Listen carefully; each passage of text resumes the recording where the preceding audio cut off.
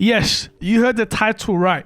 A game that you've never seen before, introducing elements that when blended together creates a really unique experience. A game for a fact most of you haven't seen, may have heard, but one that will make you think, wow, that's a unique game. The graphics are exceptional, and immediately you can tell the effort the designers went into to create a stunning visual game. So you might be asking, what are the key features of Strinova?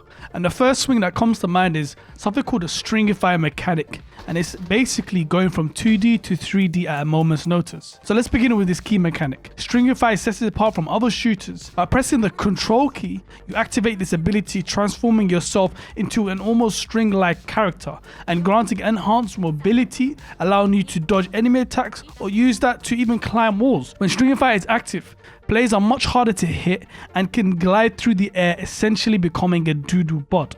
So think of strafing in Valorant, where you're able to strafe left and right to dodge bullets, and now take that up a notch where you become 2D and you're even more smaller to hit. This stringify mechanic also encourages tactical play, letting players scale walls, move swiftly through the environment, and evade enemy fire, adding a layer of dynamic movement that is rarely seen in other shooters. And for me, I've never seen something as creative as this, where you can essentially become a 2D character. Let's jump in a game and showcase how effective this mechanic can be. And firstly, what you'll notice is the moment I take significant damage in a gunfight, that's when I utilize the stringify mechanic by essentially becoming paper-like, dodging all the shots, making sure the enemy wastes all their bullets, and then pressing control again, becoming 3D and going for the kill. You can also use it to traverse the map in high locations. Because of the way the map is designed, it isn't 1 or 2 levels, it's multi-stories. You're going to need that stringify element to climb up walls. One thing that you'll notice quickly is how unique the characters are. Similar to Valorant, Apex, Overwatch, etc., there are a bunch of different roles, each having its pros and cons, but when paired with each other can make winning a lot easier. It's basically a hero with abilities that can erect walls or deploy traps to slow down enemies. This character might also have a passive that increases their resistance to damage when near an objective, but for the most part, Sentinel's tasked with defending key areas, protecting objectives, and blocking the enemy advances. Think of the Sentinel role in Valorant. The next is the support role. A healer who can throw out healing drones to teammates or create energy shields that protect allies from incoming fire. The ultimate might provide a team-wide regeneration boost that heals everyone over time. And essentially, the support role is focused on healing and providing buffs to their teammates, ensuring that they stay in the fight for much longer. Controller. A character who can summon barriers of light or create zones that slow down enemies who enter them.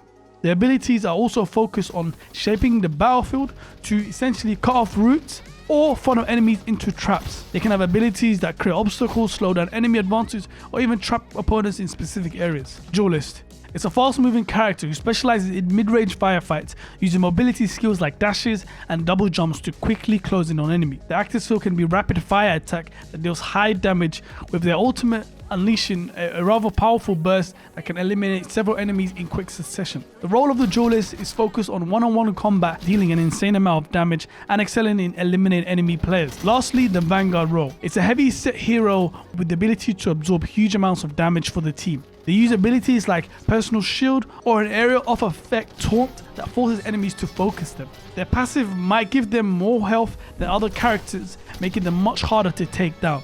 And just like Overwatch, there are a bunch of roles, and the tank is one of the most crucial, as if the tank goes down, the squishies and the team just falls apart. Each character is equipped with active skills which players can use during battle for offensive and defensive purposes. These skills can vary from dealing damage to providing tactical advantages like healing or trapping enemies. Additionally, characters have ultimate skills that charge up as they defeat enemies.